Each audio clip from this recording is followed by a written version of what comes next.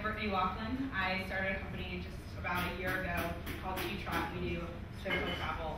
I was thinking about what sort of company I wanted to start. I wanted to do travel because it's always been something I've really been passionate about. And there's a ton of money in travel. So, I followed the rules and sort of picked a really big market. So from there, it was like, okay, travel, there's flights, hotels, there's guidebooks. And so, all right, our site should have flights and hotels and guidebooks. And on top of that, we're going to put this layer of social because no one was doing this. And we were going to do it all. And we quickly realized that when you try and do it all, you're not going to do everything well, especially when you're really a small team like us. So we started killing off parts of our product. This only took about 8 months to figure out, maybe we shouldn't do flights, maybe we shouldn't do hotels, maybe we should just do social really, really well. So once we figured that out, we realized, maybe it's better to be young and simple than young and stupid. So taking this idea of social travel and doing that really well and not being so stupid in the future. So luckily we learned, now we just do travel and we kind of now have the ground floor to build up from there. Because, you don't just start at the top and, jump into the market. You start with something really tiny, you do that really well, and then you can grow. Foursquare is a great example of check-in. 2 years later, they launched Explore. Facebook started just with friends. Then there was photos, then there was groups, then there was messaging. Instagram just started with photos, and they're starting to build out their social network platforms. So in a young startup, especially one with a non-technical co-founder like myself, it's so important to do testing and then tech. Because you may have a great idea for technology, but it's going to take weeks and weeks to build. So being a non-technical co-founder, I had this great idea, why don't we do Groupon for travel? Now, 4 months ago, this was like the big hot thing before the media sort of bashed them a little bit. But it was like, okay, how are we going to do this?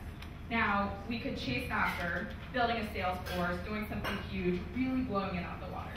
Or we could figure out how can we do it as quickly and as cheaply and as fast as we can. So we ignored the money and we just went after getting the idea into the marketplace. So we utilized some tools that were already working and we went for the simplest form. So instead of messing with the site, we used email. We started emailing users, different deals for their destination.